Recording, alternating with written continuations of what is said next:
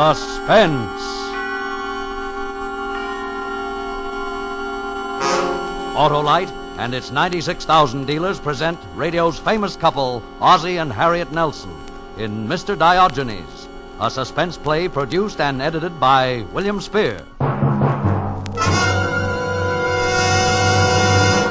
And now, with Mr. Diogenes and the performance of Ozzie and Harriet Nelson, Autolite hopes once again to keep you in suspense.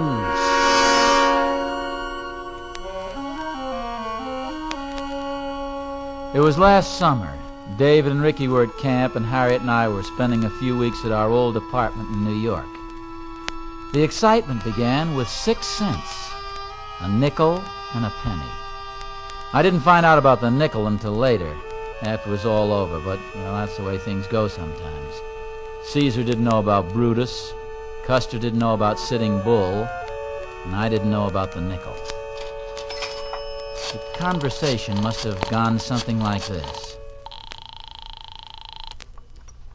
Hello. This is Hector. You crazy fool, I told you not to call me. But no one could be listening in on your switchboard, my dear. As you realize, we are on the very brink.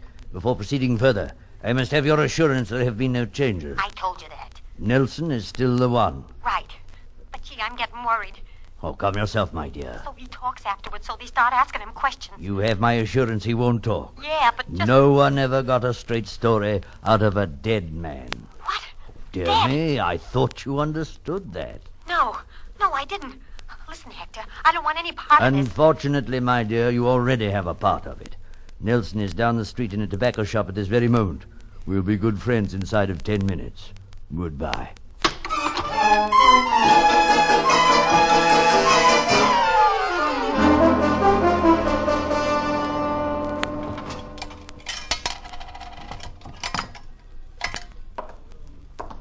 You lose the bet, Eddie. You haven't gained a pound. Take a look at the card.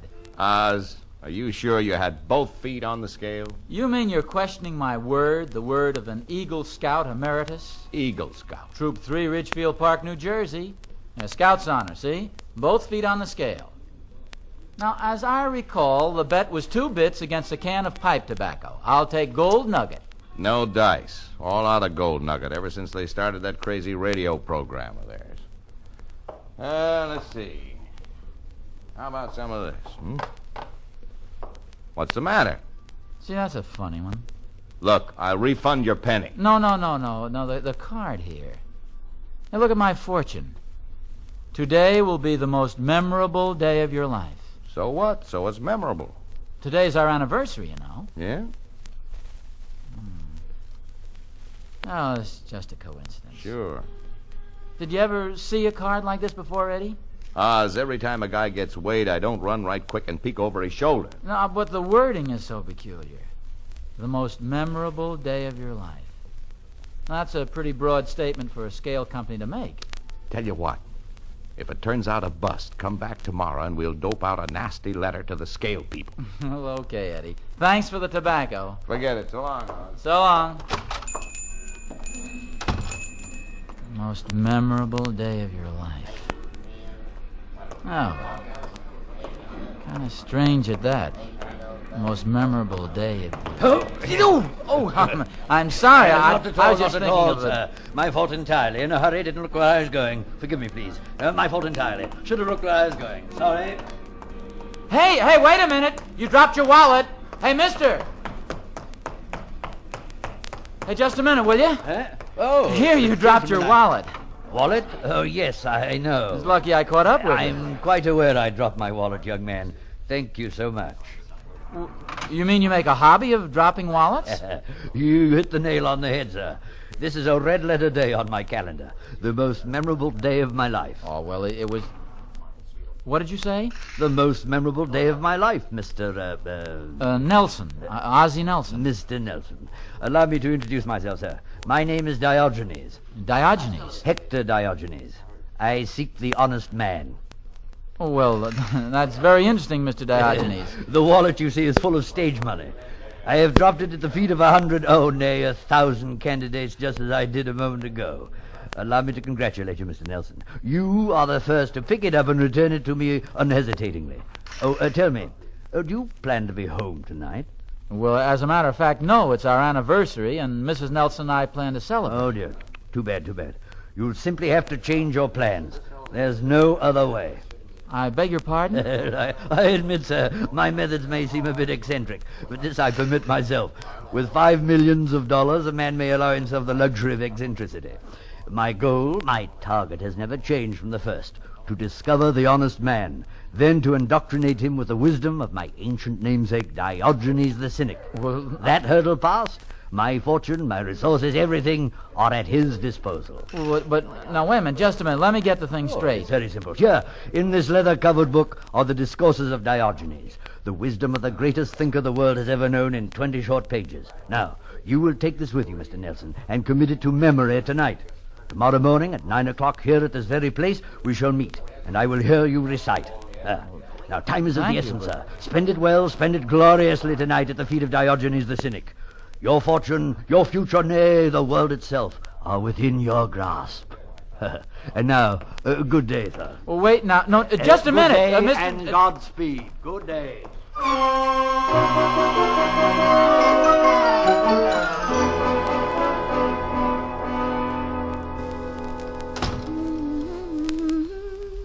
Harriet?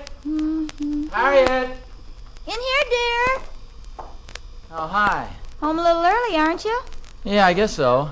How's the new hairdryer work? Oh, wonderfully. See? All dry. Oh, well, for once I gave you something useful for Christmas. You certainly did. Oh, gosh, I'm so excited about tonight. Oh, that's nice. Dinner, a show, and maybe dancing afterwards. Shouldn't I be excited? Harriet, that brings up a very touchy problem. Oh? A strange thing happened to me today. Sort of weird, you might say. In fact, I don't know what to make of it. Well, you've heard about that already. About what? The tickets. Tickets? Oh, I thought that's what you meant. Everybody in the building here got a free pair of tickets to South Pacific tonight. You're kidding. No, sir. They were stuck under all the front doors. No note or explanation, just a pair of tickets in a plain white envelope. South Pacific? Holy smoke. They're worth a small fortune, you know. How come? Nobody knows. Well, but a thing like that just doesn't happen. There must be a reason. You say everybody got them? Well, not quite. 12 apartments, 11 envelopes. 3 guesses who missed out. Us? Uh-huh. But I took it gracefully. I told everybody we were still going to celebrate our anniversary, even if we had to buy tickets to something. Gosh. Harriet, does something about today strike you as kind of different? Well, sure, it's our anniversary. That makes it different. No, I mean something strange. You might even say memorable. Memorable? What I mean is if somebody happened to predict that today would be a very memorable day, all this would sort of bear 'em out, wouldn't it? Ozzy, has Madame Zaza been reading your palm again? Well, not Madame Zaza, but a scale. On my way to work this morning, I got on the scale at Eddie's. Oh, I'll get it, dear. Oh, hello, Mrs. Pearson. Mrs. Nelson, I hope you don't mind the intrusion. Hello, Mr. Nelson. Hello, I Mrs. guess you heard Lemuel told my husband, Captain Pearson. Ship got in last night, and as usual, Lem's completely done in, but completely. I couldn't get Captain out tonight with a team of wild horses, so I want you to have these. Oh, what's this? The tickets. To South Pacific? Yes, I heard you folks missed out, and it seemed such a shame being your anniversary and all. Oh, that's very sweet of you, Mrs. Pearson, but I should think your husband would Not love the to... captain. No, sir. Home he is, and home he stays. So take him and have a good time. No skin off our noses. We're going to stay home tonight and watch the television. The fights are on, and Lem's never seen our new set, you know. Oh, and speaking of television, there was something I did want to mention, Mrs. Nelson. I hope you won't take offense. Well, of course not. What is it? It's that thing over there on the table. The hairdryer? Uh-huh. It's strange, but every time you turn it on, we get buzzing on our television. I was hoping while Captain's home you could use it daytimes instead of nighttimes. Why, of course. I wish you'd told me before. Oh, I don't mind for myself, but now with Lem home... Oh, I'll remember, Mrs. Pearson, and thanks for the ticket. Oh, sure, it's nothing at all. That's what neighbors are for, you know. Have a good time now, and happy anniversary. Oh, thank you, and good night, Mrs. Pearson. Good night. Oh, boy, that was a 7-day blow. I know, but she is sweet. Isn't it wonderful, dear? Now we can go after all. Harriet, before we go any further, I'm going to have to ask your full cooperation. That sounds like a speech. It is, a short one. To state it as baldly as possible, I don't know whether we ought to go out and celebrate or stay home and study Greek. Harriet, Say it again. Slower. I said we have one of two alternatives: to go out to South Pacific or stay home and study Greek. Now that I hear, I realize it calls for a short explanation. See, while I was at the store...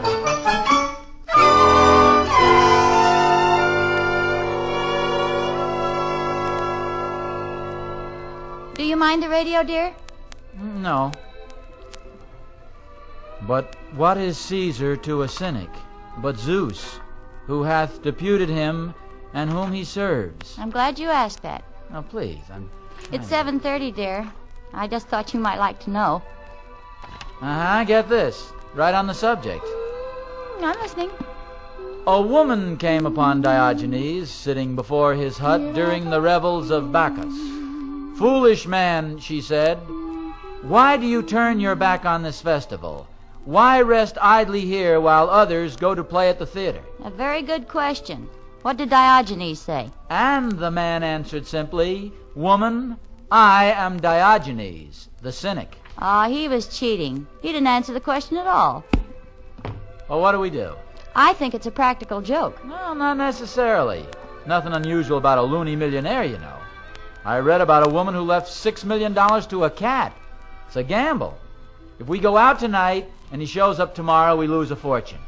On the other hand, if I stay home with Diogenes, I'll lose it anyway. I couldn't memorize this thing for $10 million. Where's your coat? I'm in it. Here's your hat. You're always ahead of me.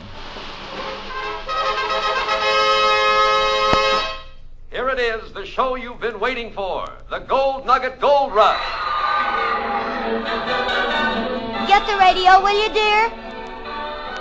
Yes, folks, here it is, the show that just loves to give money away. No refrigerators, no mink coats, no... We can grab a taxi down by the drugstore. Did you lock the back door? Yep. Say, maybe we better go down the stairs. It's quicker. All right. Hey, look, the elevator's coming up.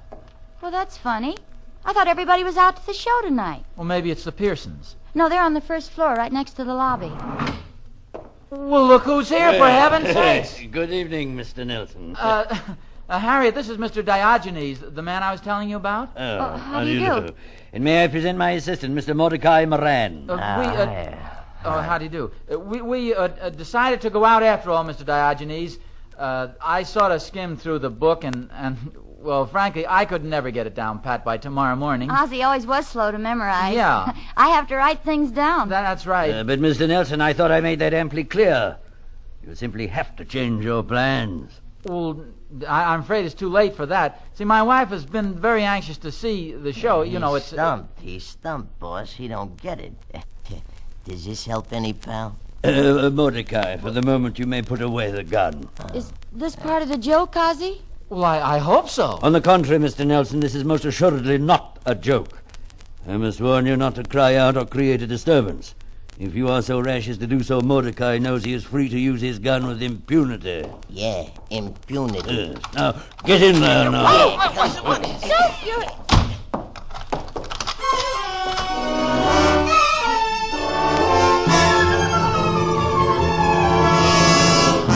Autolite is bringing you Ozzie and Harriet Nelson in Mr. Diogenes, tonight's production in radio's outstanding theater of thrills, Suspense.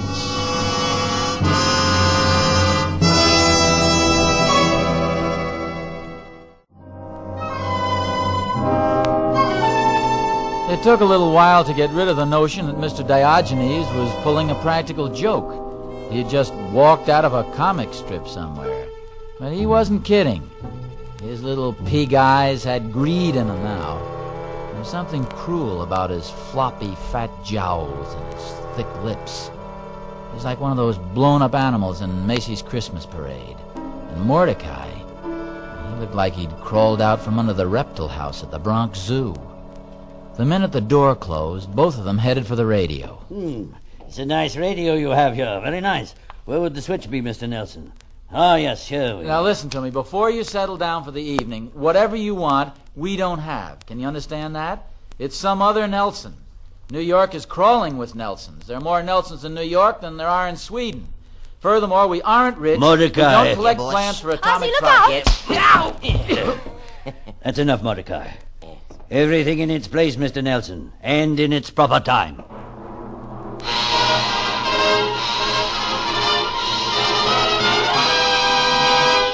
Now, here it is, everybody, the Gold Nugget Gold Rush. Week number 16 of the Gold Nugget Gold Rush Bonanza. Quiet, This please. now stands as the biggest prize ever offered on any giveaway program anywhere. Tonight, after 16 weeks, nobody has yet identified poor Mr. Hackaway, the man who smokes the wrong kind of pipe tobacco. And our Gold Nugget Gold Rush Bonanza jackpot stands at the all-time high of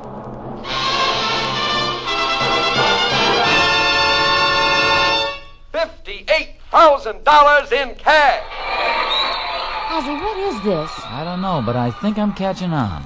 Tonight, as usual, our phone call will go out to one of the thousands of discriminating men who long ago discovered the rich, bite-free mellowness of Gold Nugget pipe tobacco. And tonight, as usual, our Pony Express rider is waiting at his post with $58,000 in greenbacks in his saddlebags, ready to go if our contestant correctly guesses the identity of that unenlightened, misguided, long-suffering fella who smokes the wrong kind of pipe tobacco, poor Mr. Hackaway. Now, while we're getting Mr. Hackaway out of his wheelchair and up to the mic, stand by your phone. Turn that down, Mordecai. Yeah, boss. I couldn't help hearing you say you were catching on, Mr. Nelson. Ozzy, they're calling you tonight? Ask Mr. Diogenes. Exactly. Perhaps you didn't realize, Mr. Nelson, how lucky you were. Well, how did you find out about it? Boss, shall I... No, Mordecai. I don't think we need concern ourselves with the possibility either of these charming people will behave indiscreetly after it's over. I became acquainted a short time ago with the telephone operator on this program, Mr. Nelson, and she informed me, in return for a share of the proceeds, that you were selected early this week. It then became a simple problem of ensuring against intrusion by the other denizens of the building here. That's where the tickets came Oh, from. precisely. And ensuring also that you would be at home at the time the call was made.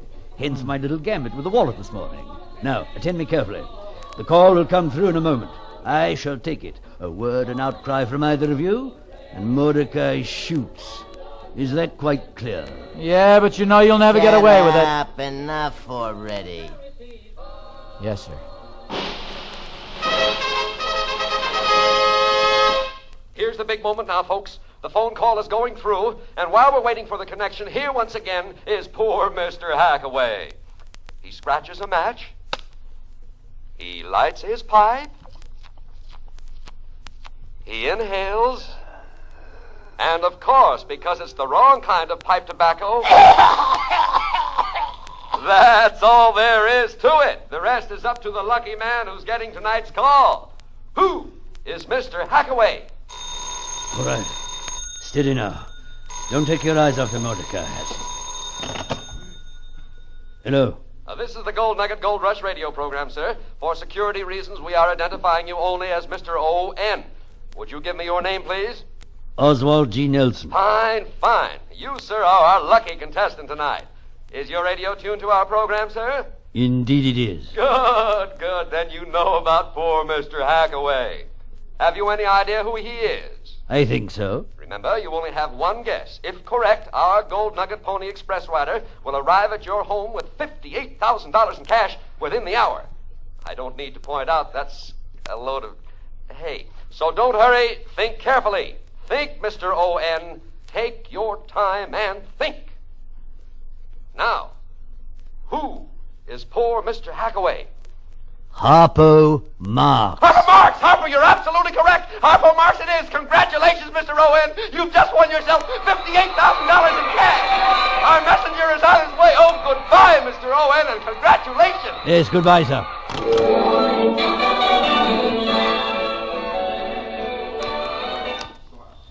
All right, what happens now? Mrs. Nelson and I shall remain here to receive the messenger.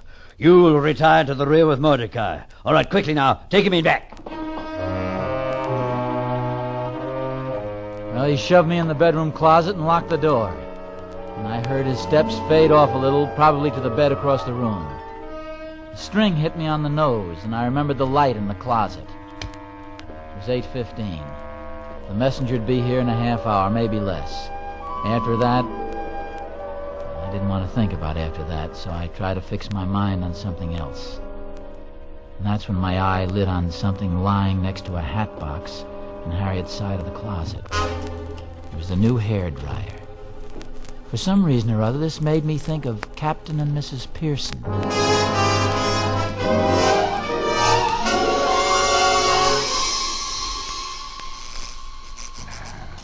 Doggone this thing. Lem, dear, it's as simple as ABC. Look. I don't know what happened, Mary. All of a sudden, the picture listed heavy to port, and she began to spit at me. Why, there's nothing to it. It's beyond me how you can drive a steamer, Captain, yet throw up your hands when it comes to a television. See this knob here? This is for sound, and this is for your picture. Oh, dear. You see? That's what happened before. Why, I don't understand it. Let me... Oh, I know. It's Mrs. Nelson. Is it? But it can't be. Can't it? No, I gave her our tickets. They're out. What are you talking about, Mary? Her electric dryer does that. Maybe she changed her mind and stayed at home. I'll run right up there. No, forget it. No use raising a hob over a little thing like that.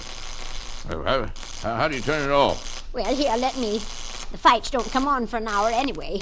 She'll likely have her hair dry by then. Funny they didn't go to the show. Wait a minute. If I'd known that, I'd... Mary. What's the matter, Lem? Wait, don't turn it off. Let me listen.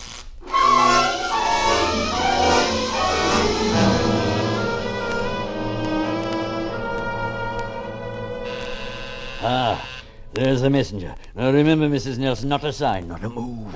Go ahead. Yes? Oswald G. Nelson? Yes, that's right. Happy prize money to you. Happy prize money to you. Happy prize money, Mr. Oswald G. Nelson. From the Gold Nugget people to you. Here's your package, sir. Congratulations. Oh, thank you. Who are those gentlemen with you? These bums? These fellows are from the armored car people. Mr. Nelson, for security reasons, your name won't be released to the press until tomorrow afternoon. Mm-hmm. We suggest you tell no one about this until the money is deposited. That's very sensible, very. Thank you, my good man. Thank you. Good night. Yes, good night, sir. Mordecai! We've got it! We've got it!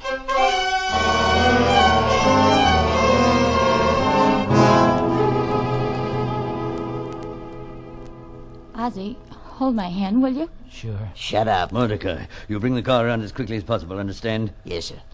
I don't want to seem nosy, but where are we going? Mordecai and I are going to Cuba. What about us? Where are you going? Oh, yes, indeed. Where? That's a good question, but perhaps a little beyond us, don't you think? More a question for a metaphysician or a philosopher, I should say. Yes. Now, if you'll step out into the lobby, we'll... Who's that? I don't know. Stand right there. Don't move, lest I blow you to Davy Jones with this hair going 45. Ozzy, it's Captain Pearson. Ozzy! Oh, dear, he's passed out.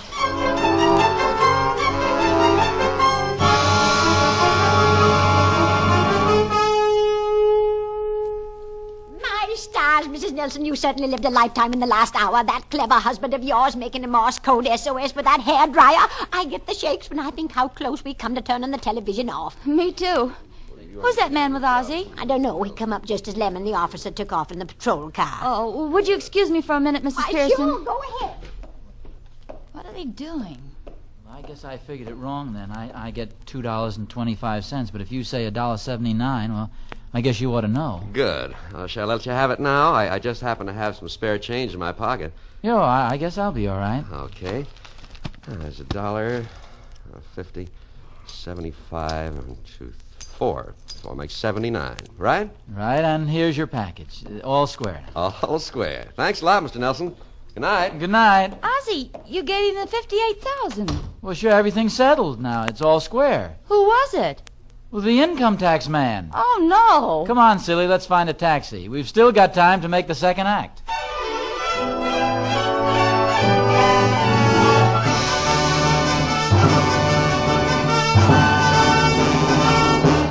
Suspense, presented by Autolite. Tonight's stars, Ozzy and Harriet Nelson, with Joseph Kearns playing Mr. Diogenes. Ozzy, I've been hearing you and Harriet on your H.J. Hines program, The Adventures of Ozzy and Harriet. Oh, thanks. And we've been listening to Suspense regularly. You want to quit while you're even, Harlow? No. I want to tell you about Autolite resistor spark plugs. Look out, Ozzy. The man's trying to sell you something. Oh, no, Harriet. Autolite resistor spark plugs sell themselves. Really? Oh, then what do they need you for, Harlow, old boy? Yes, you're talking yourself out of a job. Maybe I should have quit while I was even. Oh, come on, Harlow. Now, we want you to keep on working. What else is there to tell about your Autolite resistor spark plug? Well, just this, Ozzie. They're one of more than 400 products made by Autolite for cars, trucks, planes, and boats in 28 plants, coast to coast. And these Autolite products include complete electrical systems, used as original equipment in many makes of America's finest cars: batteries, spark plugs, generators, coils, distributors, starting motors, and bullseye sealed beam headlights. All engineered to fit together perfectly, work together perfectly, because they're a perfect team. So, friends, don't accept electrical parts supposed to be as good. Ask for and insist on Autolite, original factory parts at your neighborhood service station, car dealer, garage, or repair shop. Remember, you're always right with Autolite.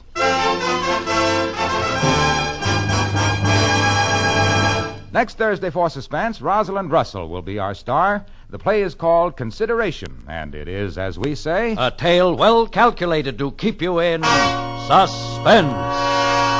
Tonight's Suspense play was produced and edited by William Spear and directed by Norman MacDonald. Music for Suspense is composed by Lucien Morawek and conducted by Lud Gluskin.